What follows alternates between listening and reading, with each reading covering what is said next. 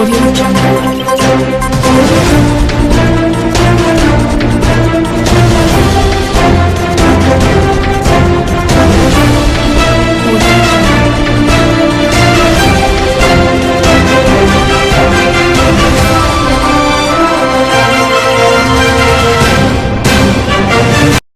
début de semaine à tous et à toutes, mesdames, messieurs, bienvenue dans cette grande édition du journal. Ouvrons ce journal par ses principaux titres. Suspension de l'octroi de certains documents administratifs du ressort du ministère de la Justice par le ministre de Tidel. Une décision qui fait parler les Quinois. Vous suivrez de réactions dans ce journal. Désormais, les militaires de forces armées de la République vont appuyer la police de circulation routière pour lutter contre les embouteillages monstres à Kinshasa afin de rendre fluide la circulation. Le détail, c'est tout de suite. Encore une fois, merci et bienvenue dans ce journal. D'abord, cette information, le Centre de recherche géologique minière CRGM, situé sur l'avenue des Huilleries, dont la commune de Lagombe, non loin de l'UNRB, a pris feu ce lundi 20 septembre. Selon le témoin sur place, le gaz serait à l'origine de cet incendie. Bilan, plusieurs matériels et équipements de bureaux sont endommagés, notamment de véhicules de groupes électrogènes. Les bureaux d'imprimerie de ce centre de recherche sont brûlés. Ce fait a été maîtrisé après l'intervention d'au moins 3 véhicules anti-incendie. Les autorités de la police de pêcher sur le lieu promettent 2 enquêtes pour retrouver l'origine de ces sinistres. Le gouvernement de la République démocratique du Congo est légalement investi et contrôlé par le Parlement. Ces contrôles parlementaires sont-ils rigoureux ou une simple formalité administrative? Suivez cet éditorial de Michapi Voice Télévision.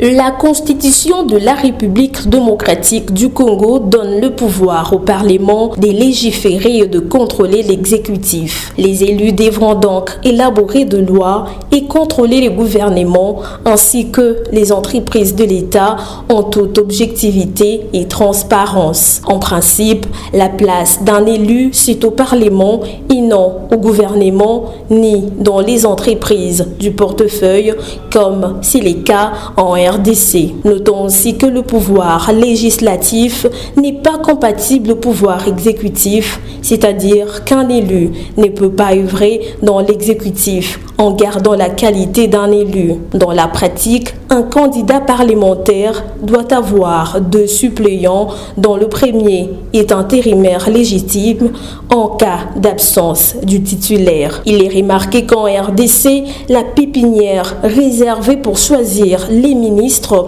et les mandataires des entreprises d'État, c'est le Parlement. Cette pratique dépouille intentionnellement les parlements de ses meilleurs élus en les réduisant au silence. Les suppléants qui assurent l'intérim ne font que garder temporairement le siège considéré comme un acquis légitime du député titulaire. Pour contourner la loi sur l'incompatibilité entre le pouvoir exécutif et le pouvoir législatif, les suppléants vont faire la sentinelle du siège pendant toute la durée que son titulaire est au gouvernement.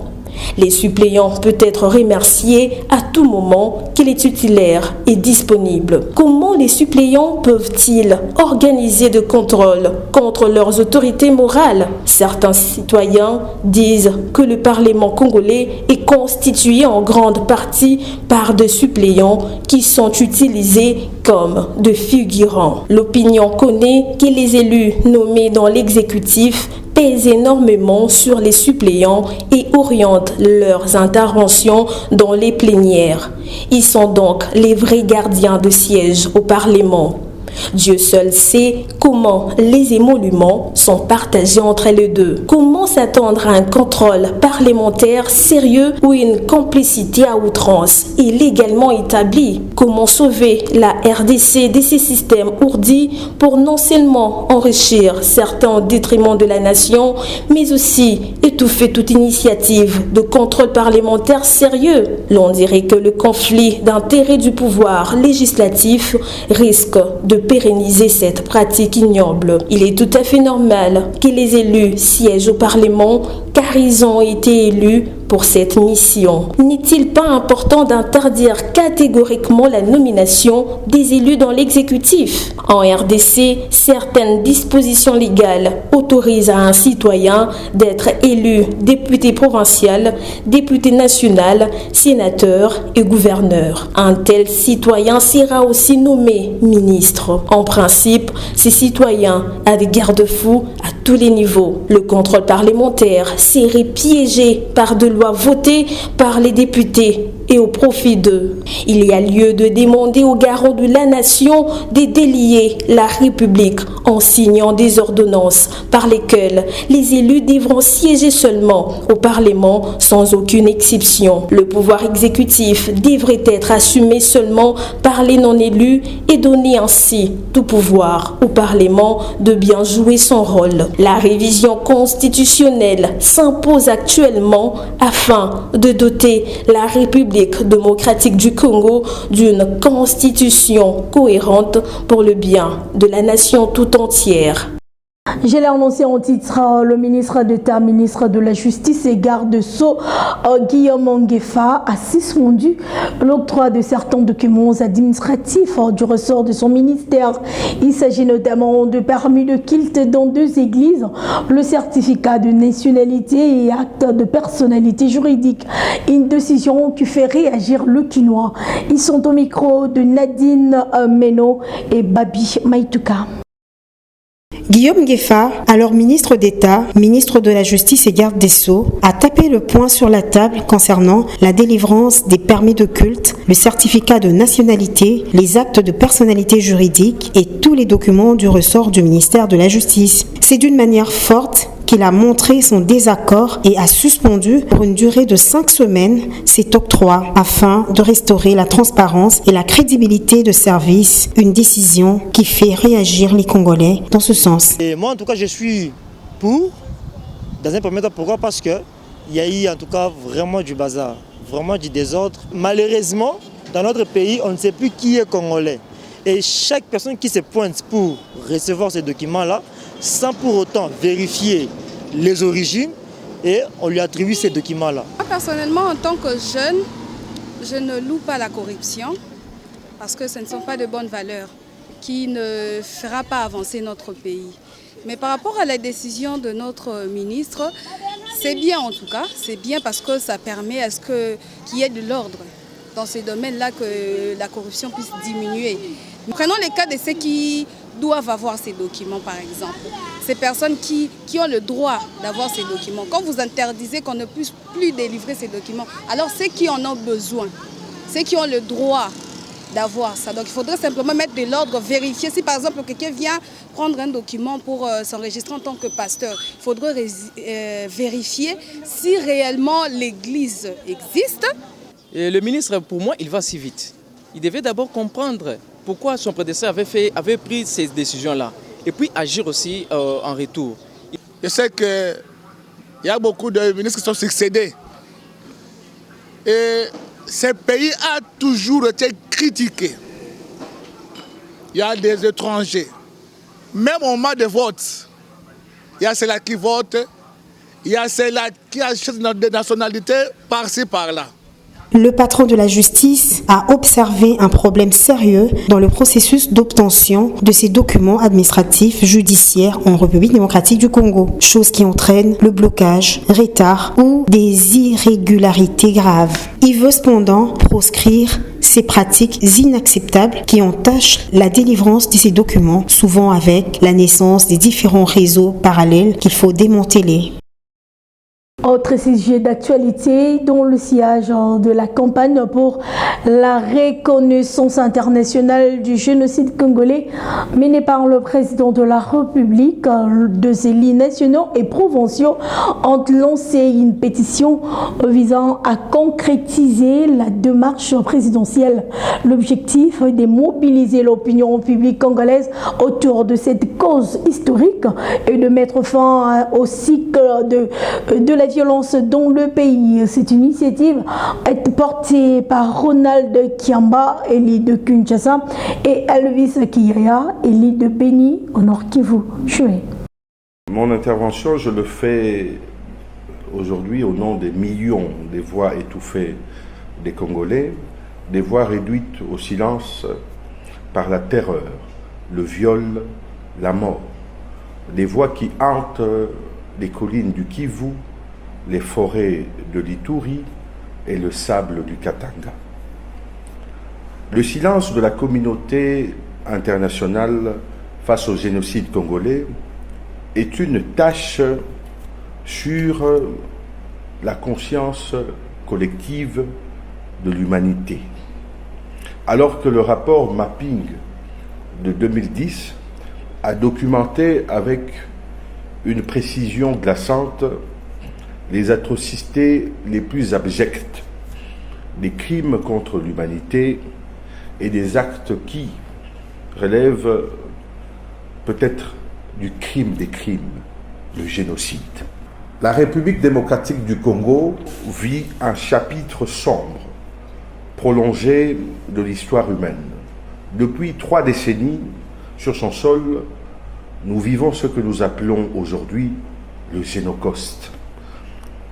Un génocide à bas bruit, motivé par l'appât du gain et la rapacité pour nos ressources stratégiques minières.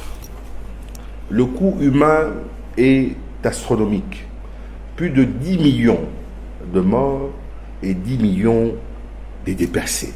Il faut retenir qu'il y a eu 500 000 victimes identifiées aujourd'hui par le FONAREV qui est en train d'abattre un travail accru. Et ces victimes ont été identifiées en vue de participer au processus de réparation. Je l'ai annoncé également au titre de Vice-Lundi 21 septembre du déploiement de militaires de forces armées de la RDC aux côtés de la police de circulation routière à Kinshasa pour appuyer la régulation de la circulation routière. Cette décision fait suite aux instructions du président de la République lors de l'un des conseils de ministres visant à fluidifier la circulation dans la capitale. Suivez. C'est en vue de lutter efficacement contre les embouteillages monstres qui paralysent la capitale que depuis ce lundi 29 septembre 2025, un nombre important de militaires de forces armées de la République aux côtes de la police des circulations routières pour réguler la circulation routière à travers la capitale. L'annonce de cette mesure a été faite lors de la 60e réunion du Conseil de ministres tenue vendredi 26 septembre où le vice-premier ministre, ministre de l'Intérieur, a présidé d'ailleurs l'avancement des préparatifs. Il s'y est de rappeler aussi que les renforcements des effectifs de la PCR par les éléments FARDC visent à mettre fin au chaos routier quotidien. Ces problèmes de mobilité urbaine qui est l'une des préoccupations majeures des autorités impactant l'activité économique et la qualité de vie des Kinois. Aussi, ces déploiements massifs des unités mixtes FARDC police vient concrétiser la volonté politique du chef de l'État qui tient à tout prix à s'attaquer de manière musclée au dysfonctionnement de la régulation routière à travers la capitale. Direction province au Congo central, impayés depuis 2 mois. Les enseignants de l'UCULA étaient en sit-in ce lundi 21 septembre pour réclamer l'impayement du mois de juillet et août. Ces professionnels de la Craie Blanche acquisent non seulement les autorités congolaises, mais aussi la banque Afriland Bank où ils sont accrédités alors que toutes les autres banques sont déjà passées à l'acte. Ces enseignants souhaitent que leur travail soit reconnu et rémunéré à temps, car selon eux, ce retard de paiement met en péril leur quotidien et crée une situation intenable. Ainsi, ils sollicitent auprès des autorités la délocalisation de leur paye vers une autre banque. D'une province à une autre, dans la province du Maniema, le travail de réhabilitation de la route nationale numéro 31, reliant Kindu et Kassongo, ont été lancés depuis ce week-end en présence de plusieurs autorités politico-administratives de la dite province. Cette réhabilitation vise à faciliter les échanges commerciaux et renforcer l'intégration régionale. Entendu depuis plusieurs années, le chantier de réhabilitation de la route nationale numéro 31, reliant plusieurs localités de la province du Maniema, a officiellement été lancé le samedi 27 septembre dernier à 18 km de la ville de Kindu. Ces travaux, dont la durée est fixée à 6 mois, visent à améliorer la mobilité des populations, faciliter les échanges commerciaux et renforcer l'intégration territoriale. Cette démarche s'inscrit dans le cadre des développements durables et inclusifs portés par le gouvernement provincial et ses partenaires, ainsi marque une avancée significative dans la modernisation du réseau routier du Maniema et constitue une étape importante pour le désenclavement de la province. Ces travaux consistent à aménager les bourbiers qui rendent la circulation difficile, voire impossible en saison pluvieuse. La vétusté des infrastructures scolaires reste un défi majeur en RDC où nombreux établissements menacent la sécurité des élèves et compromettent leur apprentissage. Abandonné par exemple, l'Institut Kwango illustre tragiquement cette réalité. Murs fissurés, toitures délabrées et classes en ruine plonge enseignants et enfants dans l'incertitude, suscitant ainsi un appel pressant aux autorités. C'est un cri du cœur que lancent les enseignants de l'Institut Kwango, une école conventionnée située dans la banlieue de la ville de Bandundu, dans la sous-division éponyme. Confrontés à des conditions d'enseignement déplorables, ces éducateurs tirent la sonnette d'alarme, redoutant le pire pour les élèves qui poursuivent leurs études dans des salles de classe en ruine. Le mur fissuré menace de s'écrouler à tout moment et les toitures endommagées offrent peu de protection contre les intempéries. L'origine de cette situation remonte à une violente tempête qui a frappé la région, provoquant l'effondrement de plusieurs murs de l'établissement. Déterminés à ne pas laisser les élèves sans cadre d'apprentissage, les enseignants se sont mobilisés avec le maigre moyen disponible. Ils ont cotisé pour reconstruire une partie des murs, mais les efforts communautaires atteignent aujourd'hui leurs limites. C'est à chaque année que nous sommes dérangés avec ces bâtiments. Et si ce n'est pas à nos efforts propres, avec les miettes de ces salaires que l'État nous paye, si on ne contribue pas, c'est-à-dire qu'on allait plus exister. À cette fois ici, nous demandons l'aide des ministres ou du gouvernement qu'ils viennent à l'aide à l'Institut Kwango. Face à cette situation critique, les enseignants de l'Institut Kwango lancent un appel pressant aux autorités provinciales et nationales, notamment à son Excellence Romaine Koulapa, ministre provincial de l'Éducation, ainsi qu'au prophète Hervé Mungueta et à toutes les personnes de bonne volonté pour venir en aide à cette école oubliée. Il en va non seulement de la sécurité des élèves et du personnel enseignant, mais aussi de l'avenir éducatif de toute une génération. L'Institut Kwango incarne aujourd'hui à la fois la résilience des enseignants congolais et l'urgence nécessité d'investir dans l'éducation rurale. L'intervention rapide des autorités compétentes et le soutien des partenaires pourrait non seulement sauver cette école, mais aussi redonner espoir à une communauté tout entière. Parlons santé dans ce journal. Chaque battement compte. À 40 ans, le cœur prend un tournant à l'occasion de la journée mondiale de la maladie cardiovasculaire. Le docteur Abantou Lévy rappelle que la prévention et l'écoute du corps sont cruciales pour agir avant qu'il ne soit trop tard. Cette année 2025, le thème choisi est de la prévention, souligne l'importance d'une surveillance cardiaque renforcée. Suivez cet élément de précise Pétou.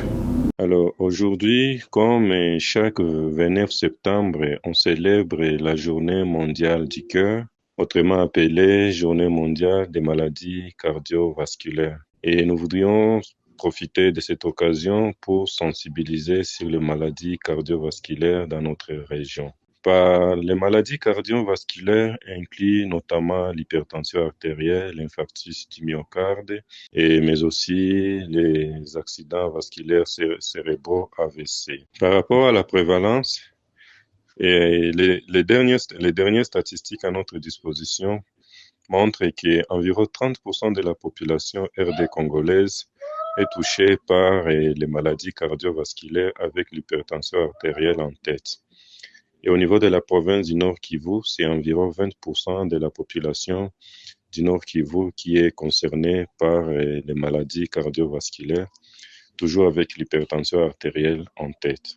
Alors, pour prévenir les maladies cardiovasculaires, on doit agir sur les habitudes et les facteurs de risque. Parmi les facteurs de risque, il y a d'abord l'âge. Il a été démontré qu'à partir de 35 ans et au-delà, on est plus exposé à commencer à développer ces maladies cardiovasculaires.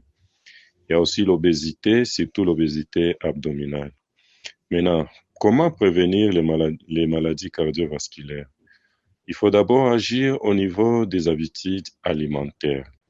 Il faut agir au niveau des habitudes alimentaires, au niveau de l'activité physique et du mode de vie. Sur les habitudes alimentaires, nous conseillons de consommer moins de sel, moins de sucre et moins de graisses saturées. Par graisse saturée, nous voyons l'huile de palme, les fritures, la charcuterie et les fast-foods. À la place, nous encourageons de consommer les bonnes graisses, comme l'huile d'olive, le poisson, l'avocat et les noix. Nous encourageons aussi de manger beaucoup de fruits, des légumes et des légumineuses, mais aussi les céréales. Quant à l'exercice physique, il faut éviter la sédentarité. Et pour cela, il est conseillé de faire au moins 30 minutes d'activité modérée par jour.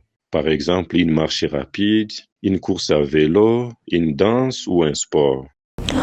En sport, triste nouvelle pour la République démocratique du Congo. Tu vois l'un de ces 4 représentants aux interclubs, les Aigles du Congo, éliminé de la Ligue des Champions après sa défaite de 0 buts contre 1 face aux Rivers United du Nigeria, alors que le football club Santolo Lupopo, l'association sportive Maniema Union et l'association sportive Simba vainqueurs de leur match aller et tenteront de valider leur ticket pour le prochain tour préliminaire, tous en déplacement dans une semaine. Suivez.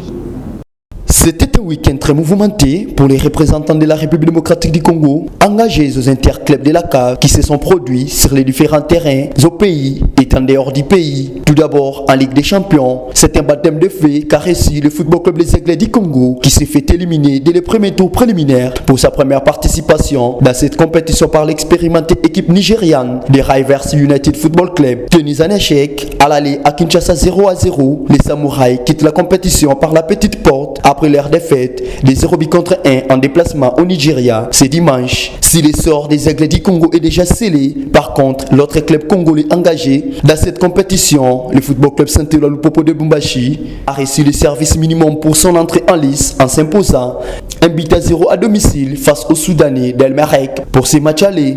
En coupe de la Confédération de la CAF, la République démocratique du Congo, qui a visé des représentants s'imposer aux matchs allés de cette compétition, reçut les 100% des victoires. D'abord, l'association sportive Maniema Union de Kindu, qui s'est imposée par 2 buts à 1 face au Pamplemousse Sporting Club de l'île Maurice le samedi dernier au Stade des Martyrs. Puis, l'association sportive Simba de Kolwezi, pour sa première campagne africaine, a réussi à arracher une victoire historique d'1 but à 0 contre Djabal Football Club des Comores le dimanche dernier au stade Frédéric Kibasa Maliba de Lubumbashi, avec un bilan de 3 victoires et une défaite et l'élimination du football club Les Aigles du Congo. Les 3 autres représentants joueront leur qualification en déplacement dans une semaine. Avec un représentant déjà éliminé, la République démocratique du Congo a intérêt d'organiser très vite le championnat national pour permettre aux équipes engagées aux interclubs de la CAF d'avoir des rythmes.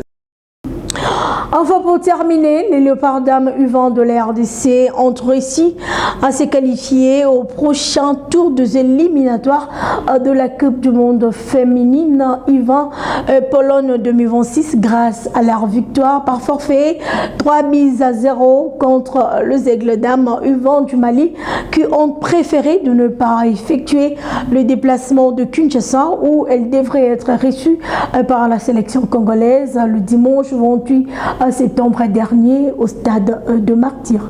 Suivez.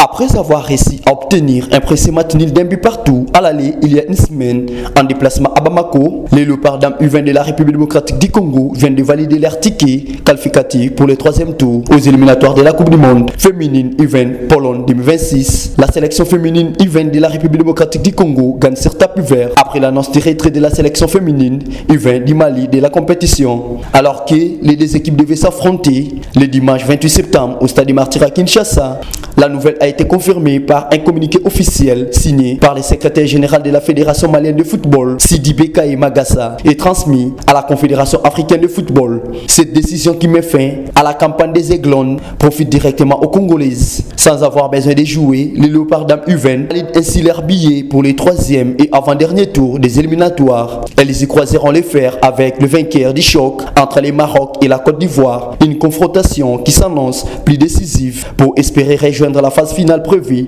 en Pologne en 2026. Une belle opportunité pour la République démocratique du Congo qui continue son parcours et nourrit d'espoir de décrocher une première qualification historique pour le mondial U20 féminin.